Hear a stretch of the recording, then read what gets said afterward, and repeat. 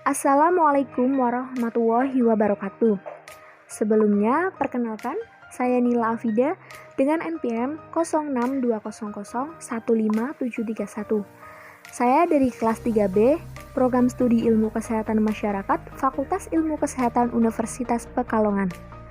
Pada kesempatan kali ini, saya akan memaparkan tugas dari mata kuliah Epidemiologi Penyakit Menular yang diampu oleh Bapak Jaya SKMMkes Epid. Di video kali ini, saya akan menjelaskan tentang airborne disease atau penularan penyakit melalui udara.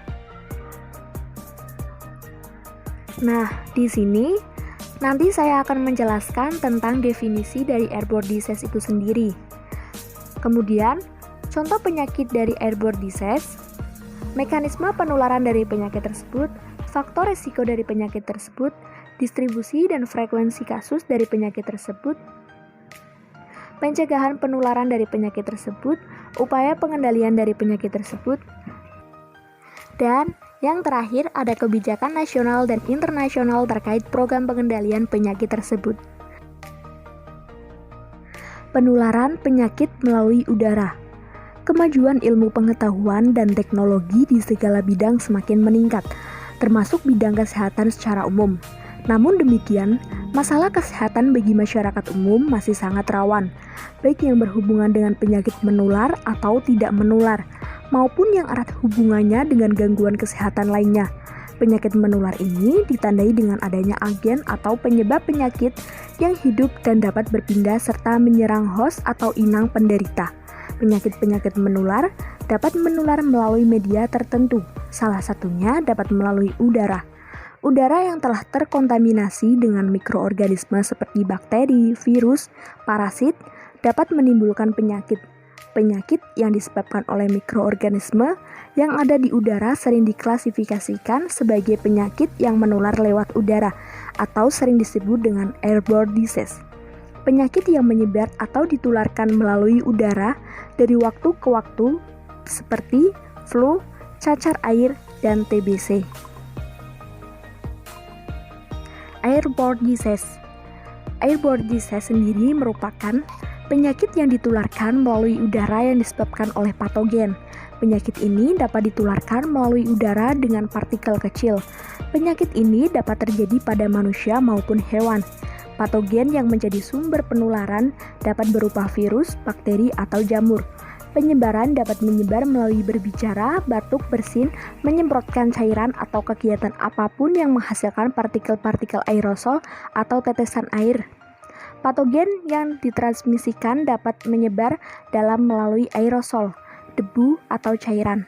Aerosol dapat dihasilkan dari sumber infeksi seperti sekresi tubuh hewan atau orang yang terinfeksi, atau limbah biologis seperti menumpuk di loteng, gua, sampah, dan sejenisnya.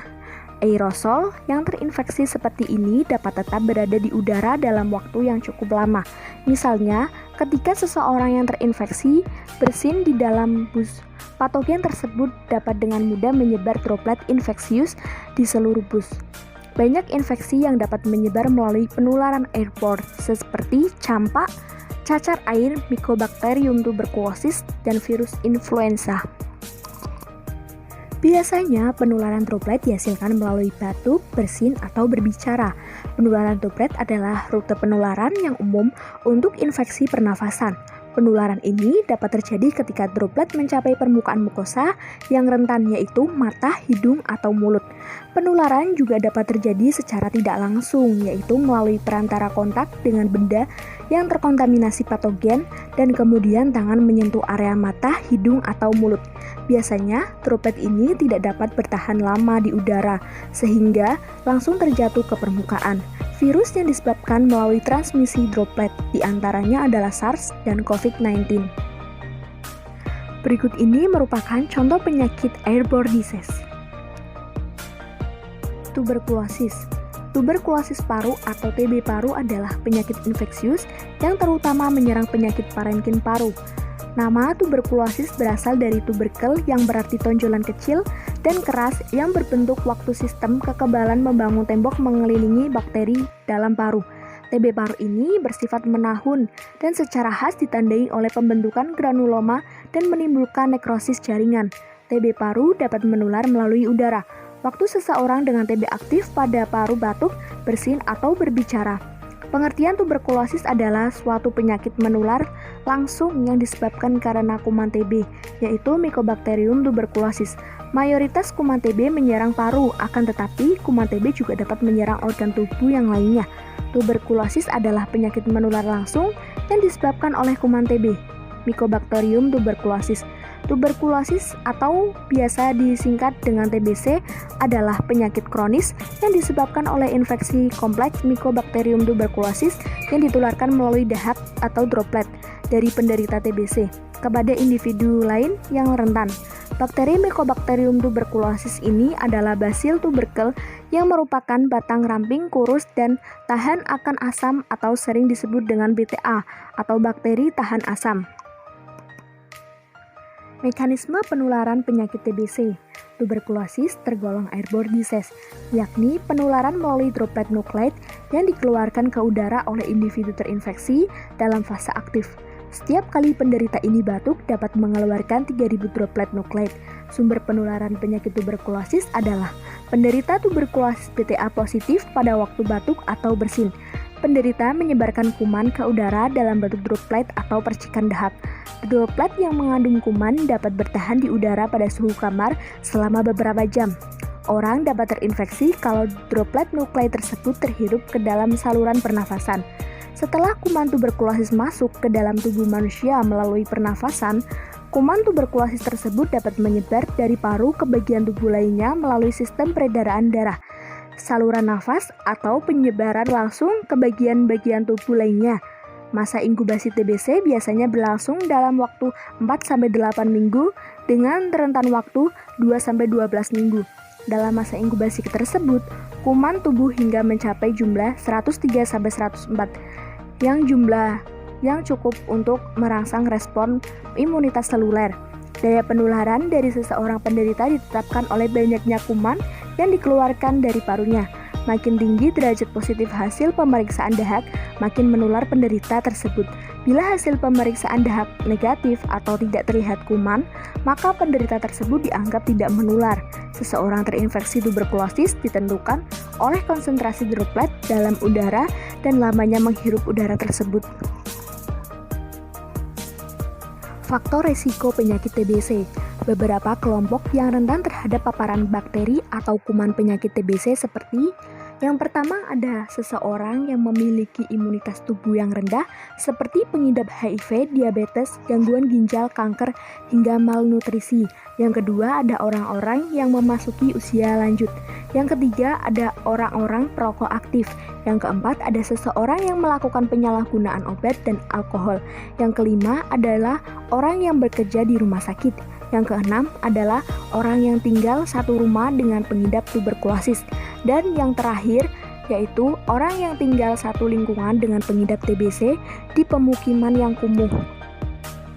Distribusi dan frekuensi kasus TBC. Di sini saya mengambil kasus tuberkulosis di Puskesmas Pacar Keling, Surabaya pada tahun 2009 sampai 2011.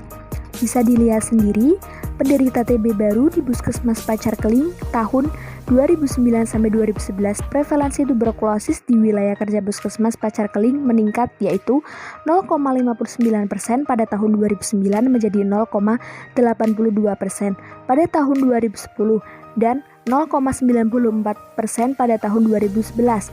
Penderita TB baru berfluktuasi yaitu 54 penderita pada tahun 2009 yang meningkat 29% menjadi 77 penderita pada tahun 2010 dan relatif menurun 19% mencapai 62 penderita TB baru pada tahun 2011.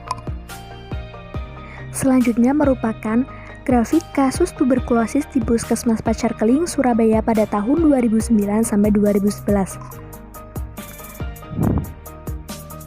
Kemudian ada grafik dari kasus penderita TB baru menurut jenis kelamin di Puskesmas Pacar Keling, Surabaya pada tahun 2009 sampai 2011. Dan yang terakhir ada penderita TB baru menurut umur di Puskesmas Pacar Keling, Surabaya pada tahun 2009 sampai dengan 2011. Berikut ini merupakan penjelasan dari grafik atau kurva pada slide sebelumnya, yaitu grafik pertama menunjukkan bahwa pada tahun 2009, penderita TB yang melakukan pengobatan dan dalam pengawasan petugas Puskesmas Pacar Keling, terutama pada bulan Mei dan Oktober.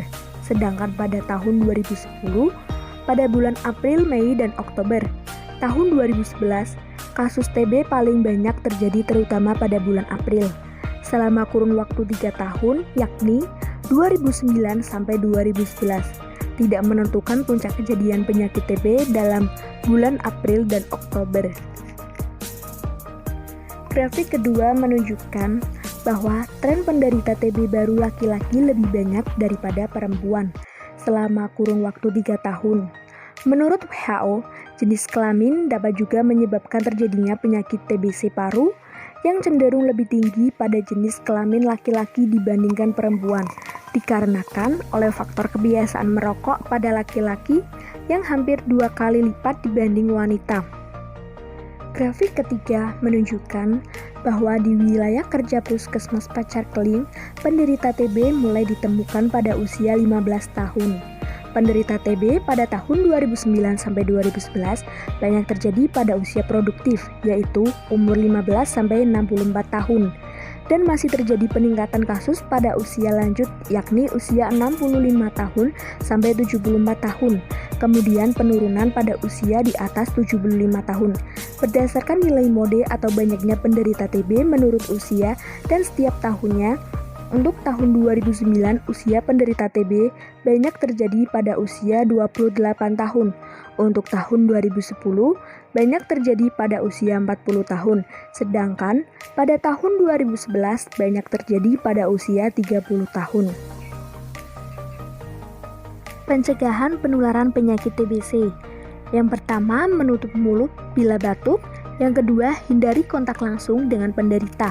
Yang ketiga, membuang dahak tidak di sembarang tempat. Yang keempat, makan makanan yang bergizi. Yang kelima, menerapkan kebiasaan hidup bersih dan sehat. Dan yang terakhir yaitu memperhatikan lingkungan rumah, cahaya, dan ventilasi yang baik. Upaya pengendalian penyakit TBC. Strategi penanggulangan TB dalam pencapaian eliminasi nasional TB meliputi: yang pertama, penguatan kepemimpinan program TB di kabupaten atau kota. Yang kedua, peningkatan akses layanan TB yang bermutu. Yang ketiga, pengendalian faktor resiko. Yang keempat, peningkatan kemitraan TB melalui forum koordinasi TB. Yang kelima, peningkatan kemandirian masyarakat dalam penanggulangan TB. Dan yang keenam, ada penguatan manajemen program atau Health System Strengthening. Kebijakan nasional dan internasional terkait program pengendalian TBC.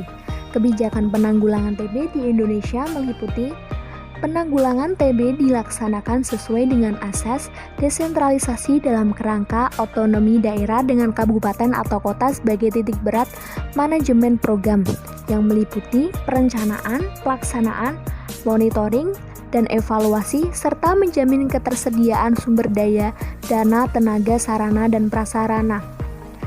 Kemudian, penanggulangan TB dilaksanakan dengan menggunakan pedoman standar nasional sebagai kerangka dasar dan memperhatikan kebijakan global untuk penanggulangan TB.